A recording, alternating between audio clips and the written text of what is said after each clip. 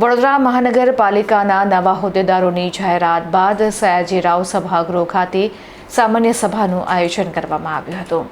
વડોદરા મહાનગરપાલિકાના નવા પદાધિકારીઓના નામોની સત્તાવાર રીતે જાહેરાત થયા બાદ તુરંત જ કોર્પોરેશનના ઐતિહાસિક શ્રી સયાજીરાવ સભાગૃહ ખાતે સામાન્ય સભાનું આયોજન કરવામાં આવ્યું હતું.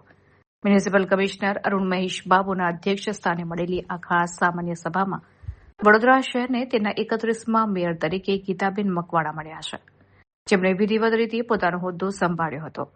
આજની સામાન્ય સભાનું વાતાવરણ ભારે ઉત્સાહ અને રંગેચંગી જોવા મળ્યું હતું. પક્ષના આદેશ અને જીતના ઉત્સાહને વધારવા માટે મોટી સંખ્યામાં સભાસદો, સમર્થકો અને ભાજપના કાર્યકરો પરંપરાગત કેસરી ફેટા પહેરીને સભાગૃહમાં ઉપસ્થિત રહ્યા હતા. સમગ્ર ગૃહ કેસરિયા રંગે રંગાયેલું નજરે પડતું હતું અને નવા સુકાનીઓને વધારવા માટે કાર્યકરોમાં ભારે જોશ જોવા મળ્યો હતો. જો કે આ જશ અને ઉત્સાહની વચ્ચે પક્ષમાં આંતરિક નિરાશાના સૂર પણ સ્પષ્ટપણે ઉડીને આંખે વળગતા હતા. ખાસ કરીને સૌથી મહત્વની ગણાતી સ્થાયી સમિતિના ચેરમેન પદ માટે જેમના નામો રેસમાં સૌથી મોખરે હતા તેવા પ્રબળ દાવેદાર અજય દધીચ અને નીતિન ડોંગાના પત્તા કપાતા તેમના ચહેરા પર ભારે નિરાશા જોવા મળી હતી. ભાજપ હાઈકમાન્ડ દ્વારા આ વખતે પ્રથમ વખત ચૂંટાયેલા જુનિયર કાઉન્સિલરોને મહત્વના હોદ્દા સોંપી દેવામાં આવતા કોર્પોરેશનના સિનિયર નેતાઓની બાદબાકી થઈ હોવાની ગણગણાટ અને અસંતોષની લાગણી સિનિયર કાઉન્સિલરોના ચહેરા ઉપર સાફ ઝલકતી હતી. ઉત્સાહ અને આંતરિક ખેંચતાણ વચ્ચે વડોદરા કોર્પોરેશનના નવા શાસકોએ આજથી વિધિવત કાર્યભાર સંભાળી લીધો છે. મહિલા તરીકેનું વાત કરું તો જેમ જ્યાં જઈએ તો મહિલાઓની તકલીફ પહેલાં તો પાણી જળ એ જીવન, પહેલાં તો જળ એ જીવન. એટલે જ્યારે પાણીની સમસ્યા આટલી બધી છે કે પાણી ગંદુ આવે છે, પ્રેશર નથી આવતું. અમને ઘણા ફોન આવે છે વોર્ડમાંથી કે પાણી પ્રેશર ઓછું છે, પાણી ગંદુ આવે છે. તો સૌથી પહેલાં તો પાણીનો નિકાલ છે કે પાણી જ્યારે સ્વસ્થ ચોખ્ખું આવશે તો આપણું સ્વાસ્થ્ય પણ સારું છે, સ્વાસ્થ્ય સારું હશે તો કામગીરી પણ સારી થશે. બેન, ટૂંક સમયમાં વરસાદ આવશે, હવે શું કહેશો? વરસાદના લઈને કામગીરી હમણાં જો કે ચાલુ છે, જે ડ્રેનેજ લાઈન છે, વરસાદી કાચ છે, એ બધીની કામગીરી હમણાં જે ચાલુ છે એની થોડું વધારે ઝડપથી થાય એ પ્રમાણે મેં કરી. મેયર વડોદરા માટે કોઈ પડકાર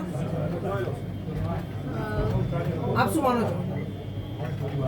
વડોદરા માટે તો હવે આગામી સમયમાં કોઈ પડકાર ખરો આપને કેવું લાગે છે કે આ કામ મારે પહેલા ધોરણે કરવું જોઈએ?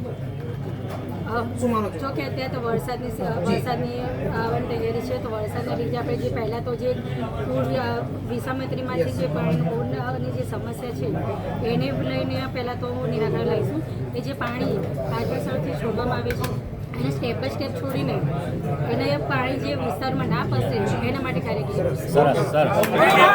સૌપ્રથમ તો સ્વાતંત્ર્યવીર વિનાયક દામોદરજીના જન્મ જયંતિ નિમિત્તે તેમના ચરણોમાં કોટી કોટી વંદન કરું છું. સંસ્કારી નગરી સયાજી નગરી વડોદરા ના રાષ્ટ્રપ્રેમી નગરજનોને જય શ્રી રામ કરું છું.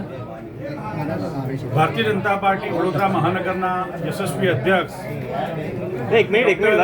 જયપ્રકાશ સોનીજીની આગેવાનીમાં આજે વડોદરા મહાનગરપાલિકા ચૂંટણી 2026 અન્વયે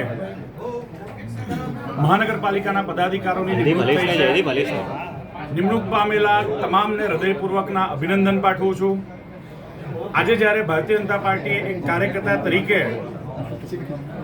મારી વડોદરા મહાનગરપાલિકાના ડેપ્યુટી મેયર તરીકે વરણી કરી છે, ત્યારે આ તબક્કે હું સમગ્ર શ્રેષ્ઠ નેતૃત્વ એટલે કે વૈશ્વિક નેતા, વિકસિત ભારત 2047 સંકલ્પના સ્વપ્નદ્રષ્ટા એવા આદરણીય પ્રધાનમંત્રી નરેન્દ્ર મોદીજી, કેન્દ્રીય ગૃહમંત્રી શ્રી અમિતભાઈ શાહ,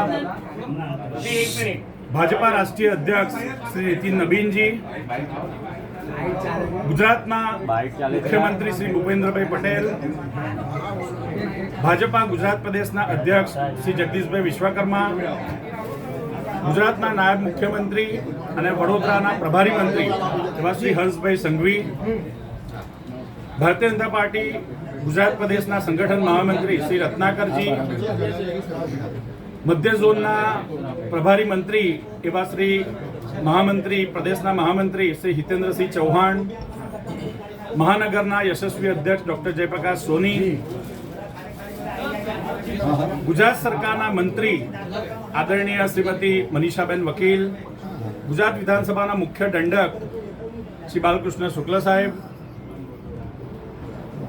વડોદરાના લોકપ્રિય સાંસદ અને ભારતીય જનતા પાર્ટી પ્રદેશ યુવા મોરચાના અધ્યક્ષ ડૉક્ટર હેમાંગભાઈ જોશી, તમામ ધારાસભ્યશ્રીઓ શ્રી આદરણીય યોગેશભાઈ પટેલ, શ્રી કેયુરભાઈ રોકડિયા, શ્રી ચૈતન્યભાઈ દેસાઈ તથા આ નિર્ણય પ્રક્રિયામાં કાર્યકર્તા તરીકે જેણે પણ આશીર્વાદ આપવામાં ભાગ પ્રત્યક્ષ કે પરોક્ષ રીતે ભજવ્યો છે એવા તમામ શુભેચ્છકોને, શીર્ષ નેતૃત્વને, વરિષ્ઠ આગેવાનોને હું આ તબક્કે હૃદયપૂર્વક આભાર માનું છું. ભારતીય જનતા પાર્ટીના શીર્ષ નેતૃત્વએ મારા પર મૂકેલો વિશ્વાસ પર હું ચોક્કસ ખરો ઉતરીશ. વડોદરા મહાનગરપાલિકાની સમગ્ર ટીમ જ્યારે વડોદરાના વિકાસની જવાબદારી અમારા શિરે છે ત્યારે ક્લીન વડોદરા, ગ્રીન વડોદરા જ નહીં પરંતુ એન્ક્રોચમેન્ટ ફ્રી વડોદરા એ દિશામાં આવનારા દિવસોમાં વડોદરા મહાનગરપાલિકા મક્કમતાથી આગળ વધવાનું છે. વડોદરાના નગરજનોને ફક્ત પ્રાથમિક સુવિધા જ નહીં પરંતુ એક સુદૃઢ ગુણવત્તાયુક્ત પ્રાથમિક સુવિધા મળે તે દિશામાં પણ અમે ભવિષ્યમાં નજીકના સમયમાં ખૂબ મક્કમતાથી આગળ વધવાના છે. વડોદરાની ટ્રાફિક મેનેજમેન્ટની વાત હોય, પાર્કિંગ મેનેજમેન્ટની વાત હોય કે કોર્પોરેશનને લગતા લો એન્ડ ઓર્ડરની વાત હોય, આ તમામ વિષય અમે મજબૂતાઈથી વિવિધ વિભાગો જોડે સંકલન કરવાના છે. એટલું જ નહીં પરંતુ જ્યારે વડોદરાના નાગરિકોને એ અલગ અલગ વોર્ડ ઓફિસોમાં પોતાની સમસ્યા મુદ્દે જાય,